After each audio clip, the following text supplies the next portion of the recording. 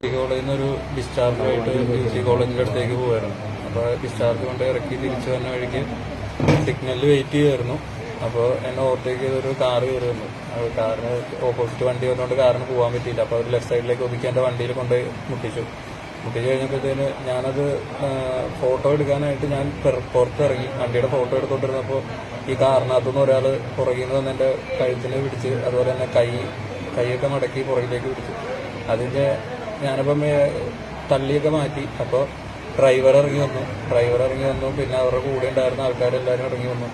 അവരെല്ലാവരും കൂടെ എൻ്റെ കഴുത്തിനൊക്കെ പിടിക്കുകയും വയറിനായിട്ടൊക്കെ ഇടിക്കുകയും ചെയ്തു. അതുപോലെ തന്നെ അവരവിടെ കിടന്ന് കുറേ ഒറ്റപ്പാടൊക്കെ ഉണ്ടാക്കി. ഞാനും അപ്പം തന്നെ വണ്ടി ഒതുക്കിയിട്ടിട്ട് വണ്ടിയുടെ ഉള്ളിൽ കയറി ഡോറൊക്കെ ലോക്ക് ചെയ്ത് തന്നിട്ടാണ് പോലീസിനെ വിളിച്ചത്. കാരണം പുറത്തിറങ്ങാൻ എനിക്ക് പേടിയായിരുന്നു. അപ്പോൾ അതിന് പോലീസുകാർ വന്നിട്ട് സ്റ്റേഷനിലേക്ക് കൊണ്ടുപോവാണ് ചെയ്തത്.